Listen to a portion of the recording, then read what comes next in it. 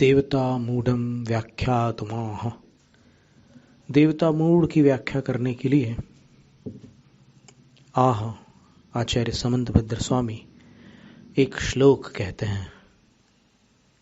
देवता मूढ़ अर्थात जो आराध्य है उनके विषय में भ्रमित, उसकी व्याख्या करते हैं।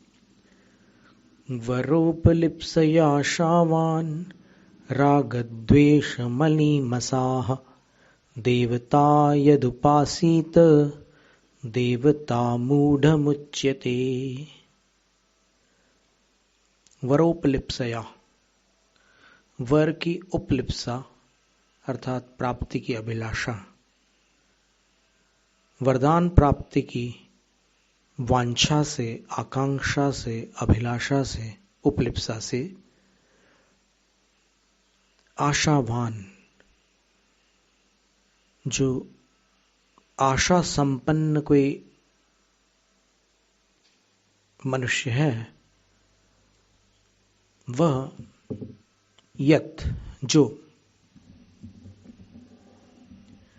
रागद्वेष मलिमसाह देवता उपासीत, राग और द्वेष से मलिमस अर्थात मलिन, मैले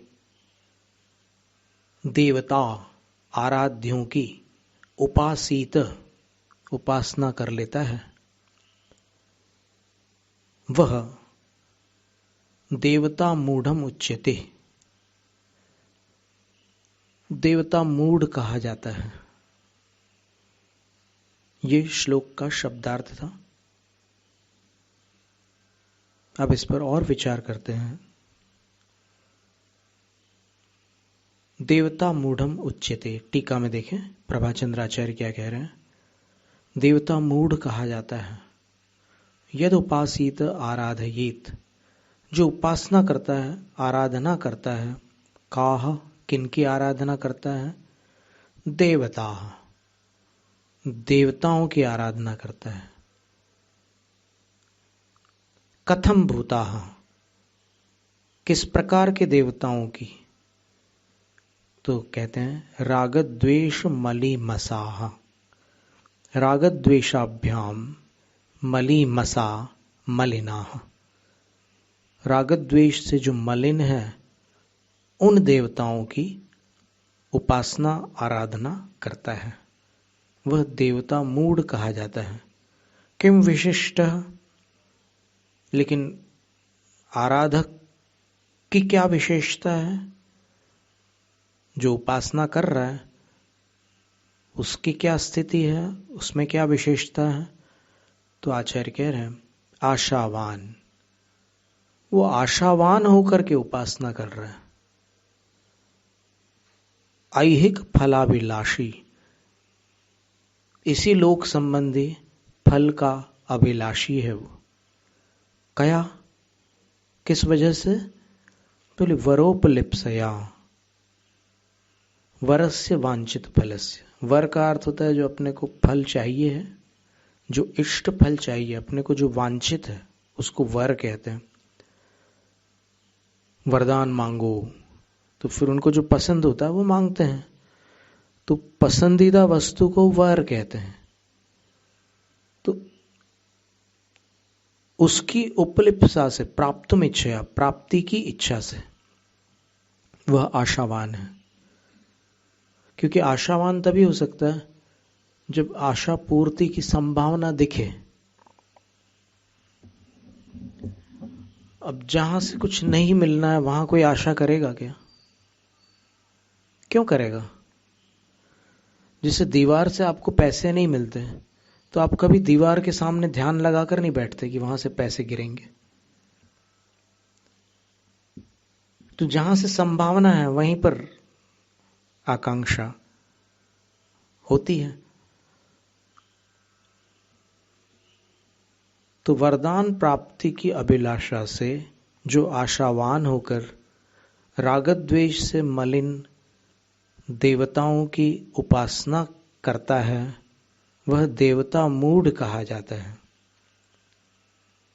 तो अब ये बात स्पष्ट हो गई कि इसमें एक शर्त आ गई, एक परिस्थिति आ गई। क्या परिस्थिति आई? लोभ। देखो, इस पर विचार करो, यहां पर कौन सी कषाय काम कर रही है? कुछ पाने की अभिलाषा है ना। तो ये जो इच्छा है, इसी को तो लोभ कहते हैं।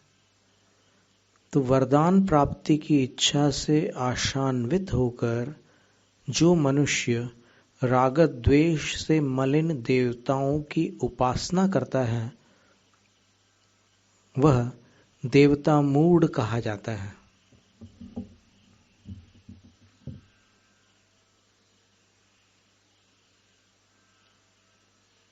अब राग द्वेष से मलिन देवता कौन है?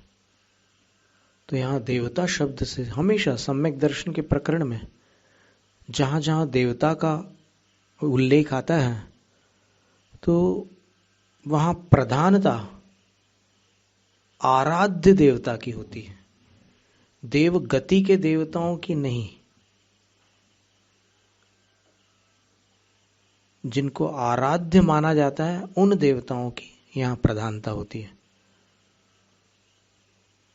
तो राग द्वेष से मलिन जो देवता हैं वो देव गति के भी हो सकते हैं, और जिनको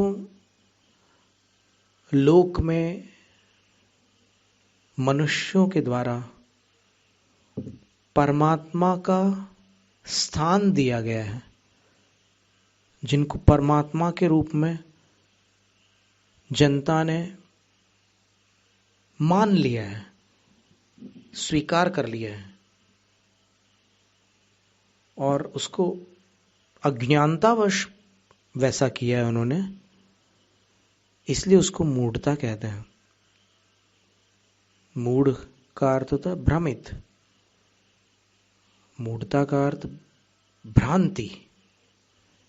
तो भ्रांतिवश उन्होंने ऐसा किया है कि रागी द्वेषी जो आराध्य हैं, उन्होंने ये विवेक नहीं लगाया कि परमात्मा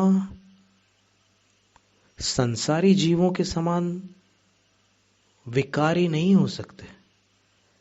परमात्मा तो निर्मल, निर्विकार, शांत स्वरूपी होंगे। वो राग द्वेष से युक्त कैसे हो सकते हैं? पर वैसा मान रखा है, और फिर उनसे वरदान प्राप्ति की अभिलाषा भी रखते हैं। तो उनको प्रसन्न करते हैं, उनकी उपासना करते हैं। उपासना से वो प्रसन्न होंगे, तो प्रसन्न होकर जो हम चाहेंगे वो हमें प्रदान कर देंगे। ऐसी अभिलाषा से जो आराधना की जाती है या जो आराधना करता है, उसको देवमूढ़ कहा जाता है। अब इसके बाद ये तो एक उत्सर्ग कथन था, एकदम इस श्लोक का सीधा सीधा अर्थ था। अब यहां पर इस प्रसंग में बहुत सारी शंकाएं, जिज्ञासाएं उठती है। आज वर्तमान युग में ये विषय